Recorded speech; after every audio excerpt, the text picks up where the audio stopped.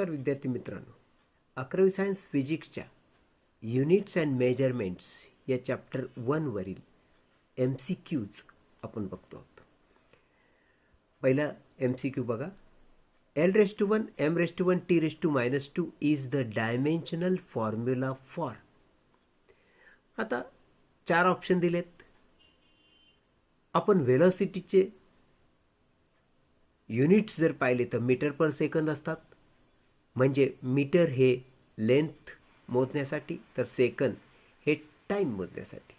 So मीटरच्या ऐवजी तुम्ही लेंथ म्हणजे L1 लिहिणार आणि S म्हणजे सेकंद हे टाईममध्ये ते छेदात वर आणलं म्हणजे मायनस होणार. तर हे मध्ये तर यामध्ये आपल्याला M दिसत नाही, म्हणजे हे होऊ शकत नाही. ॲक्सेलरेशनचं युनिट आहे मीटर पर सेकंद स्क्वेअर. या मीटर म्हणजे लेंथ मोजण्यासाठी युनिट आहे, सेकंद म्हणजे टाईम मोजण्यासाठी युनिट आहे. छेदात ते वर नेलं मायनस झालं. यामध्येही मास दिसत नाही, म्हणून हे सुद्धा याचं उत्तर होऊ शकत नाही. फोर्स म्हणजे mass into acceleration. Mass into acceleration म्हणल्यावर मास म्हणजे m1 आणि ॲक्सेलरेशन वरच पाहिलं आपण L⁻⁴ t⁻⁻2 आहे. म्हणजे m⁻⁴ L⁻⁴ t⁻⁻2 हेच आम्ही शोधत होतो. याचा अर्थ हे फोर्सचं डायमेन्शनल फॉर्म्युला आहे, म्हणून उत्तर राहणार C. Force is correct option. Second बघा. The errors in the measurement of the sides of a rectangle is 1%. The error in the measurement of its area is. हे ऑप्शन दिलेत.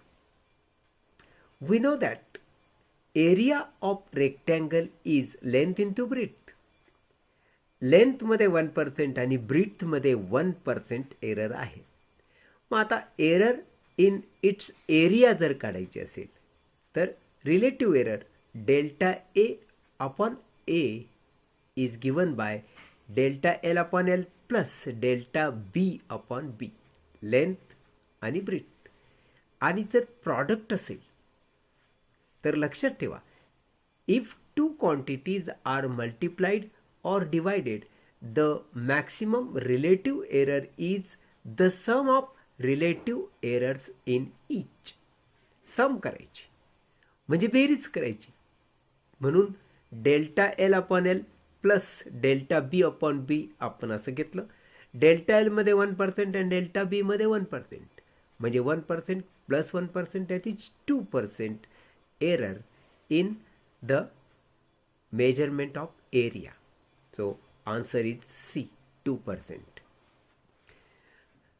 तिसरं बघा. Light year is a unit of. हे light year म्हणजे प्रकाश वर्ष हे कशाचं युनिट आहे आपल्याला माहिती. हे जे तुम्हाला इथं 4 ऑप्शन्स दिलेत त्यापैकी लक्षात ठेवा, we know that light year is a unit to measure the distance travelled by a light in a year. म्हणजे option number C, distance is correct answer. चौथं बघा.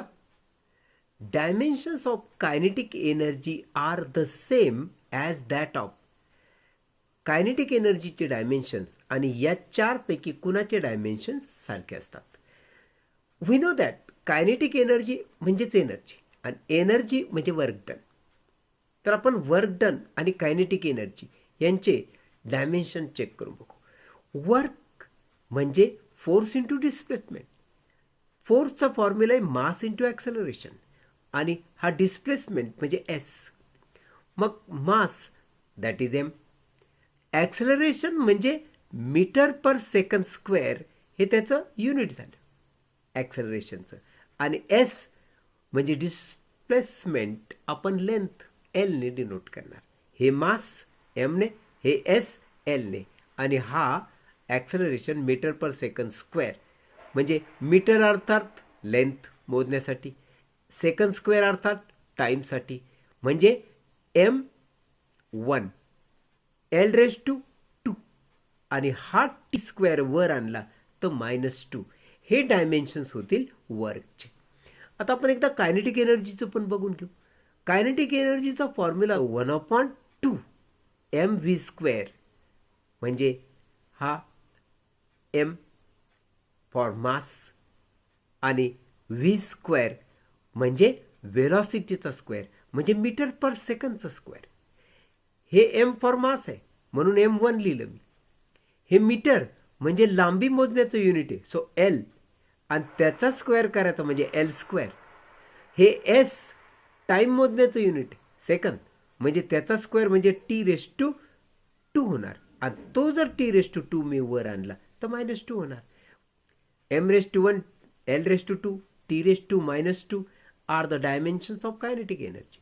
आता तुम्ही वर्कचे डायमेन्शन मिळवले होते, ते वर्कचे डायमेन्शन होते बघ, m⁻1, l⁻2, t⁻², आणि m⁻1, l⁻2, t⁻². Therefore work आणि कायनेटिक एनर्जी यांचे डायमेन्शन्स सारखे आहेत. याचा अर्थ answer C, work is the right answer. पाचवं बघ, which of the following is not a fundamental unit. आता फंडामेंटल युनिट तुम्हाला माहिती आहे की जे फंडामेंटल क्वांटिटीचे युनिट म्हणजे फंडामेंटल युनिट. मग आता फंडामेंटल क्वांटिटी 7 आहेत तुला माहिती आहे. So there are 7 fundamental quantities, so also 7 fundamental units. 7 fundamental quantity म्हणजे 7 फंडामेंटल युनिट असणार.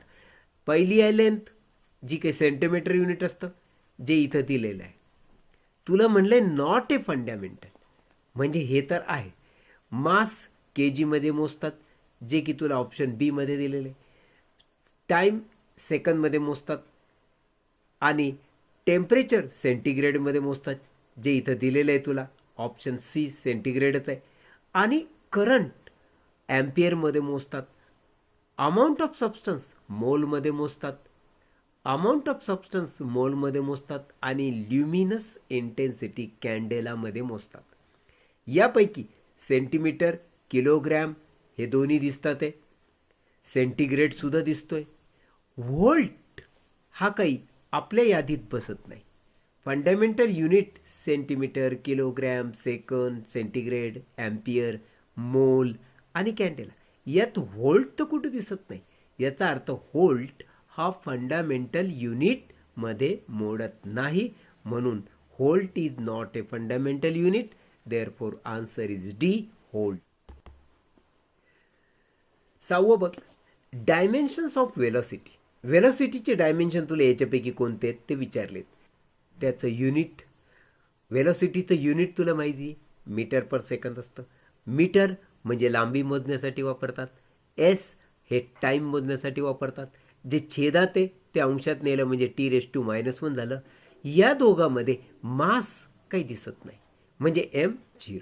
सो l⁻1, m⁻0, t⁻⁻1 हे वेलॉसिटीचे डायमेन्शन झाले, म्हणजे option number A is correct answer. 7वा, 1 joule is equal to dash dash dash. 1 joule dimensionally आपण हे prove केलेले की 1 joule is equal to 10⁷ erg. So C is the answer. 8वा, the radius of Earth is equal to 0.64 into 10⁷ metre. The order of magnitude is. आता हा 10चा जो घात असतो तो ऑर्डर ऑफ मॅग्निट्यूड असतो. या ठिकाणी 10⁷ आहे, म्हणजे डी हे त्याचं उत्तर झालं.